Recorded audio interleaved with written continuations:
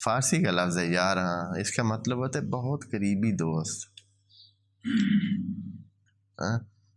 جس کو کہتے ہیں کہ انا من کا و انت منی، اس لیول کا۔ حضرت ابراہیم کے بارے میں ہے، یہ اتنی بلندی پہ موجود شخص جس کو خدا اپنا دوست بنائے، وہ خدا سے دعا فرما رہا ہے، دعا کر رہا ہے، دعا عرض کر رہا ہے اللہ کی خدمت میں، رب اجعلنی مقیم الصلاۃ، اے اللہ میری دعا ہے کہ کیا کرے، مجھے مقیم الصلاۃ بنا دے، مجھے نماز کو اہتمام دینے والا، نماز کو قائم کرنے والا مجھے خدا کریم اس کو فرما رہا ہے کہ انی جاعلک للناس امامہ، میں ابراہیم تمہیں میں نے امام بنا دیا لوگوں کے لیے، لوگوں کا تو امام ہے، یعنی لوگوں کے لیے اگر دیکھنے کی کوئی جگہ ہے، رجوع کرنے کی کوئی جگہ ہے، کوئی آگے کسی کے لگا کر اس کے پیچھے چلنے کے لیے کوئی جگہ ہے، تو وہ خدا کریم نے حضرت ابراہیم کو قرار دیا ہے۔ اور اب اس سے بڑھ کر کہوں حضرت ابراہیم کے بارے میں تو قرآن قصیدہ گو ہے حضرت ابراہیم۔ وَاتَّبِعْ مِلَّةَ ابراہیم، نبی ہمارے نبی خاتم کو کتنی دفعہ قرآن میں حکم ہے کہ کون سے دین پر چل، ملت ابراہیم، ان کے دین پہ چلنا ہے آپ نے۔ ہاں بھائی، نبی خاتم، تمام انبیاؤں کا سردار، ان کو بولا جا رہا ہے کہ وَاتَّبِعْ مِلَّةَ ابراہیم، وہ جو دین اپنے دادا والا ہے اسی پہ چلنا ہے۔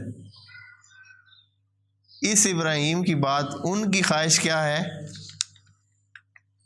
حضرت ابراہیم کی خواہش یہ ہے کہ رب اجعلنی مقیم الصلاۃ، اے اللہ، وجہ یہ ہے کہ صلاۃ میں وہ چیز موجود ہے، یعنی خدا کے ساتھ جڑنے کا راستہ ہے، اپنے آپ کو جوڑ لگانا ہے، اللہ کے ساتھ جڑ کے رہنا ہے، اور اس کی صفات اور اس کی خصوصیات اور اس کی جو ہیں صفات ہی کہہ رہا ہوں، ان کو اپنے اندر لینا ہے تو نماز میں داخل ہو جائے، اور وہ بھی اقامہ صلاۃ۔ ہاں انشاءاللہ عرض کریں گے کہ اقامہ صلاۃ کیا ہے، بس پہلے تو نماز کو یہ سمجھیں، ہم نماز کوئی عام چیز نہیں ہے، اس سے سب کچھ ٹھیک ہو سکتا ہے۔ اور یہ 5 ٹائم کی جو ہمیں دی گئی ہے حاضری، یہ تو ابھی عرض کریں گے کہ یہ ریچارجنگ ہے۔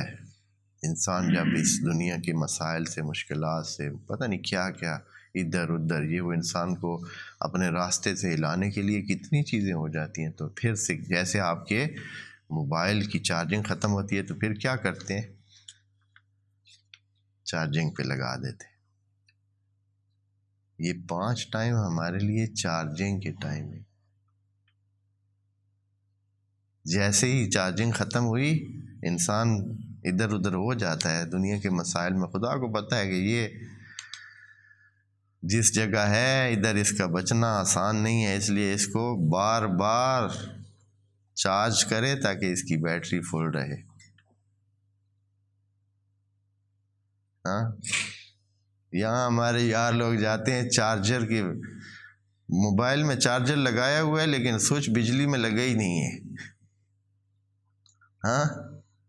ایسی نماز پڑھتے ہیں ہاں، سوئچ بجلی میں لگا ہی نہیں ہے، یا بجلی میں سوئچ لگا ہوا ہے لیکن اس کی وہ جو تار ہے وہ موبائل میں صحیح سے جڑی ہی نہیں ہے، تھوڑی دیر کے بعد اپنا موبائل لے کے چلا جاتا ہے، کیا چارج ہونا ہے اس نے، ہاں۔ تو یہ ضروری ہے کہ وہ جو مقیم الصلاۃ، یعنی وہ جو سارا سیٹ ہے، یعنی نماز سے لے کر، بندے سے لے کر اس بجلی کے مرکز تک، وہ سارا بالکل ایسے پکا پیڑا ہونا چاہیے، یہ ہے مقیم اقامہ۔ جو کہ انشاءاللہ اس بارے میں ہم تھوڑی اور بھی بات کریں گے۔ آج ہم نے صرف ایک پوائنٹ پہ بات کی ہے کہ اللہ نے نماز کی کتنی اہمیت ہمیں بتانے کی کوشش کی ہے۔ انشاءاللہ اگلا جو اس کے بارے میں بات کریں گے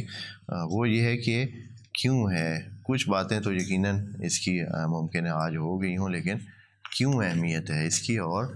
یہ کہ ہم کس طرح نماز پڑھیں کہ وہ جو چیز ہمیں حاصل ہونی چاہیے نماز سے وہ حاصل ہو انشاءاللہ۔ والسلام علیکم ورحمۃ اللہ وبرکاتہ۔